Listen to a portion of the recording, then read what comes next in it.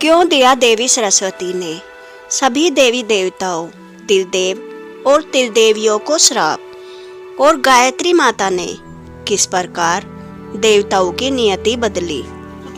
जब ब्रह्मदेव ने सृष्टि का निर्माण किया तब उसमें एक अपूर्णता थी। तब सृष्टि में सौंदर्य, प्रेम, वाक और अन्य भावनाओं का भाव था, और ब्रह्मदेव सूर्य के प्रकाश के समान प्रकाशित हो उठे, और उन सूर्य की किरणों ने देवी सावित्री का रूप लिया, यानी कि देवी सरस्वती। देवी सरस्वती ने अपनी नाद शक्ति से अपनी कच्छपी वीणा का निर्माण किया, और उस वीणा के प्रभाव से संसार सौंदर्य, वाणी, प्रेम और भावनाओं से भर गया। ब्रह्मदेव उन सुंदर देवी की तरफ देखते हैं और पूछते हैं, हे देवी, आप कौन हैं जो मुझसे प्रकट हुई है? हे ब्रह्मदेव, मैं हूँ सरस्वती। मैं तो सदैव से ही आपका एक हिस्सा थी। जिस विद्या और ज्ञान से आपने सृष्टि का निर्माण किया है वह मैं ही हूँ। अभी आपको स्मरण नहीं होगा, परंतु माता भुवनेश्वरी ने सृष्टि के निर्माण हेतु मुझे आपको शक्ति के रूप में प्रदान किया था। उसके पश्चात ब्रह्मदेव और देवी सरस्वती अपनी लीला से अनंत सृष्टि का निर्माण करते हैं। सृष्टि के निर्माण के पश्चात ब्रह्मदेव देवी सरस्वती से कहते हैं, हे प्रिय, सृष्टि का निर्माण पूर्ण हो चुका है। अब इसके कल्याण के लिए हमें एक यज्ञ करना होगा।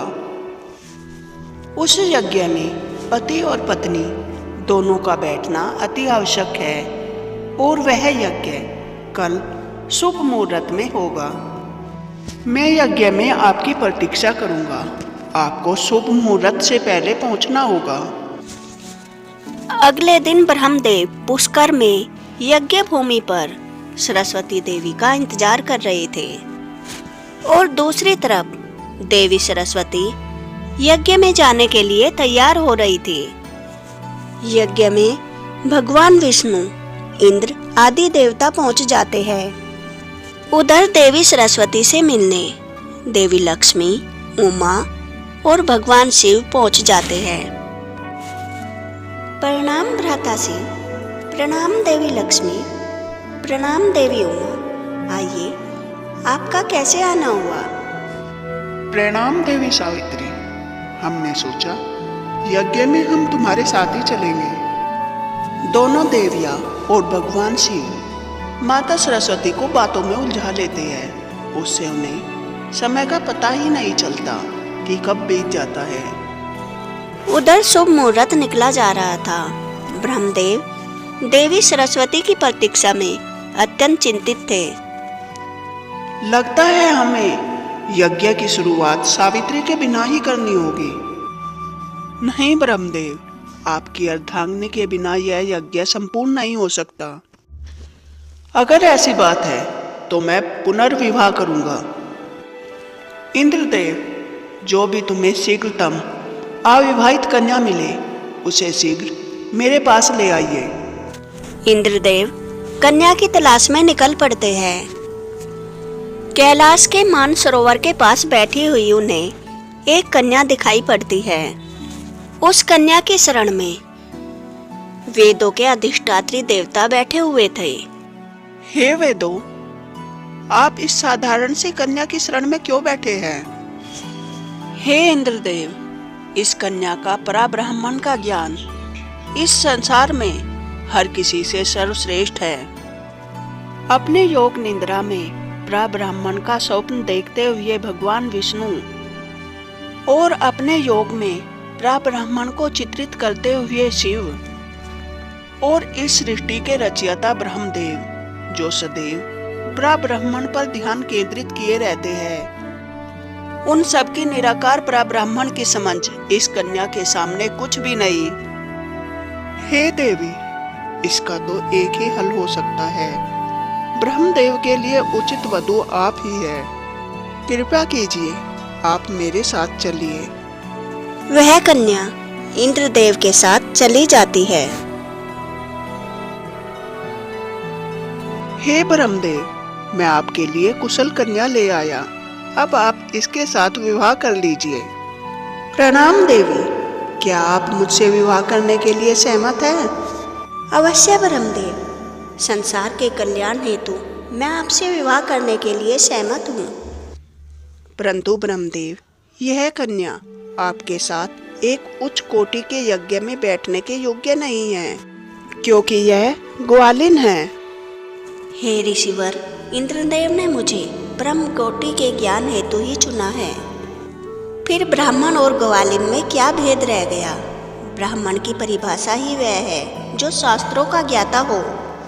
हे देवी, मुझे क्षमा कीजिए, आप सत्य में ही परम ज्ञानी हैं, परंतु इस यज्ञ के लिए दीक्षित होने के लिए आपको एक परीक्षा देनी होगी। आपको गौमुख से होकर गुजरना होगा ताकि आपका शुद्धिकरण हो जाए।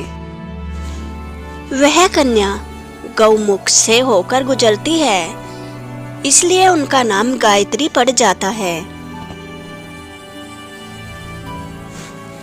गायत्री देवी का कन्यादान भगवान विष्णु उनके भाई के रूप में ब्रह्मदेव को करते हैं और सभी देवी देवताओं की उपस्थिति में उनका विवाह हो जाता है।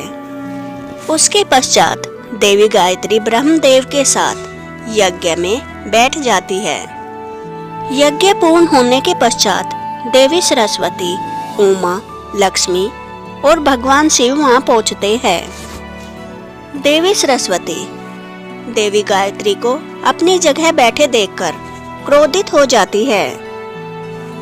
ब्रह्मदेव, आप ऐसे कैसे कर सकते हैं? मेरे स्थान पर आपके साथ दूसरी स्त्री बैठी है। जगत माता देवी भुवनेश्वरी ने हमारा विवाह करवाया था। विवाहित होने के पश्चात आपने फिर से विवाह कर लिया।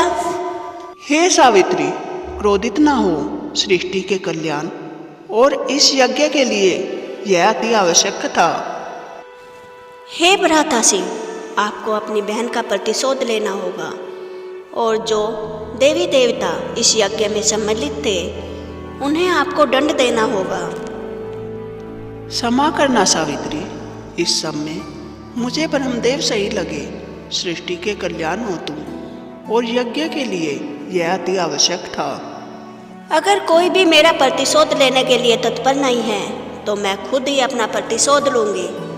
ब्रह्मदेव, मैं आपको श्राप देती हूँ, आज के पश्चात आपकी कभी पूजा आराधना नहीं होगी।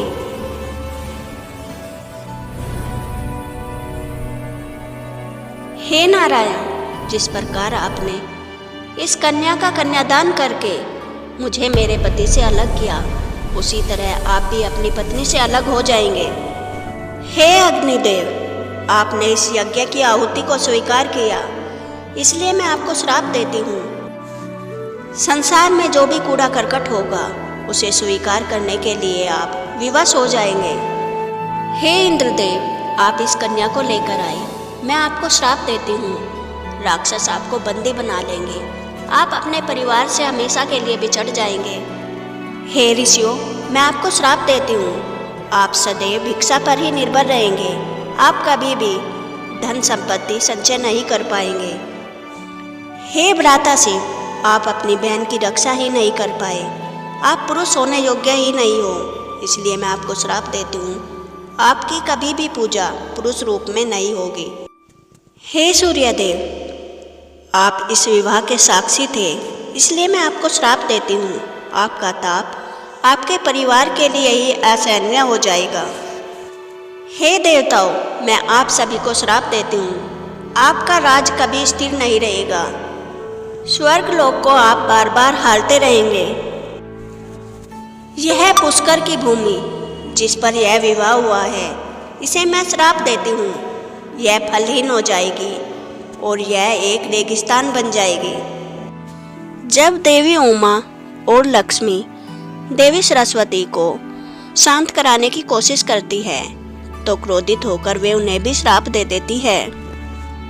हे देवियों, आपने भी मेरा साथ नहीं दिया, इसलिए आप दोनों कभी अपनी कोख से किसी को जन्म नहीं दे पाएगी।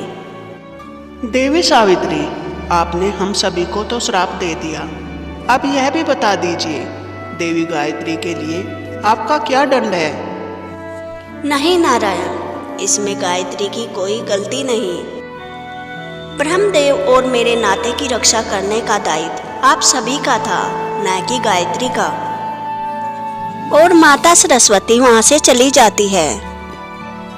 देवी उमा और देवी लक्ष्मी माता त्रिपुर सुंदरी की आराधना करने लग जाती है। हे श्री माता, आपकी पुत्री अत्यंत क्रोधित है।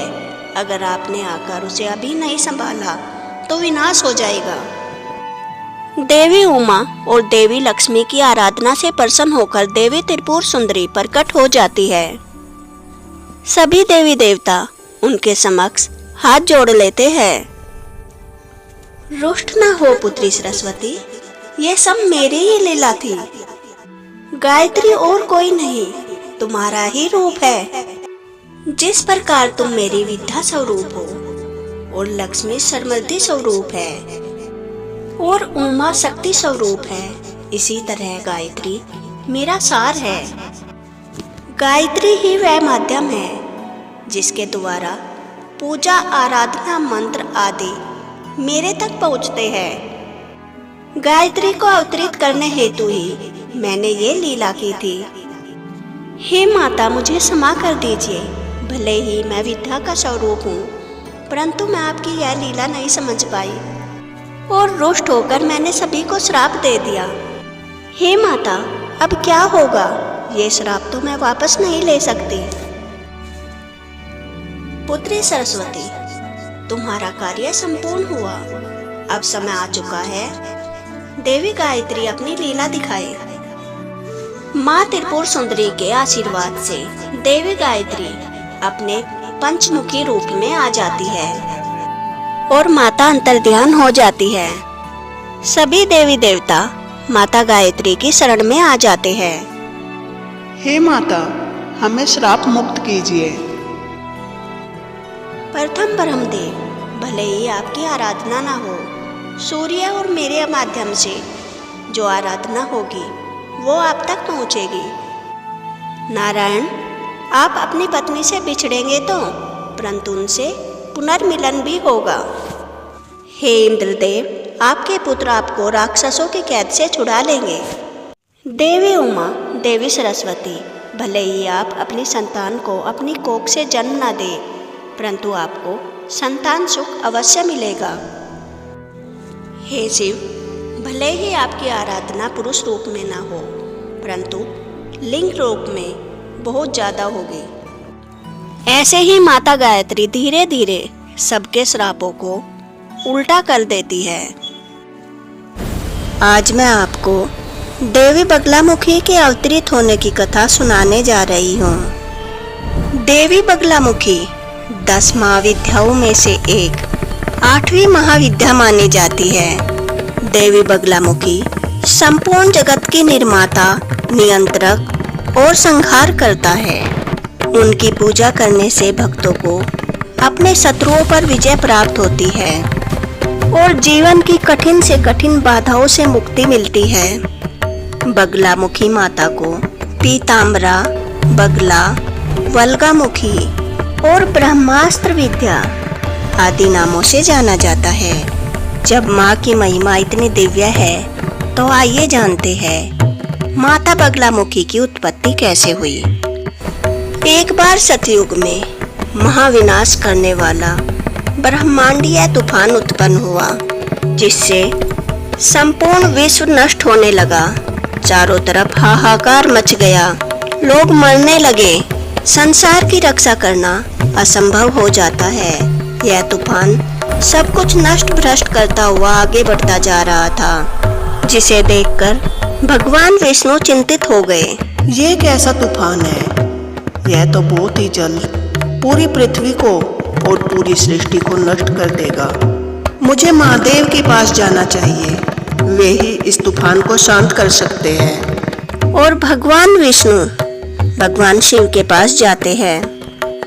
हे महादेव, ये ब्रह्मांडीय तूफान तो सब कुछ नष्ट भ्रष्ट कर देगा, पूरी सृष्टि का विनाश कर देगा। इस समस्या का कोई समाधान बताइए। श्री हरि, इस समस्या का समाधान तो केवल आदि पराशक्ति ही कर सकती है। आदि पराशक्ति के अलावा कोई इस विनाश को नहीं रोक सकता, अतः आप उनकी शरण में जाइए।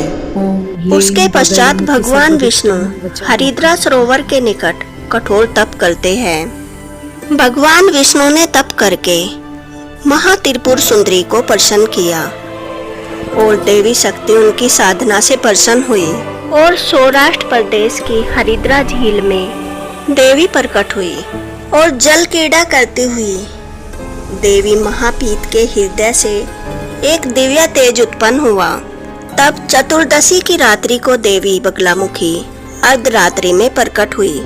हे देवी, हे आदि पराशक्ति, आपकी सदैव ही जय जयकार हो। इस समय पूरा विश्व संकट में है। यह ब्रह्मांडीय तूफान पूरी सृष्टि का विनाश करता जा रहा है। आपके अलावा इस विनाश को कोई नहीं रोक सकता, इसलिए माता इस सृष्टि को विनाश से बचा लीजिए। त्रैलोक्य स्तंभ ने महाविद्या बगलामुखी ने प्रसन्न होकर भगवान विष्णु को इच्छित वर दिया और अपनी स्तंभना शक्ति से उस ब्रह्मांडीय तूफान को स्तंभ कर दिया। सभी देवी देवता देवी बगलामुखी का धन्यवाद करते हैं और उन्हें बारंबार प्रणाम करते हैं और देवी बगलामुखी आदि पराशक्ति में जाकर समा जाती है। अगर आपको देवी बगलामुखी की दूसरी कथा जाननी हो तो मेरे चैनल को सब्सक्राइब करें और वीडियो को लाइक करें। जय देवी बगलामुखी।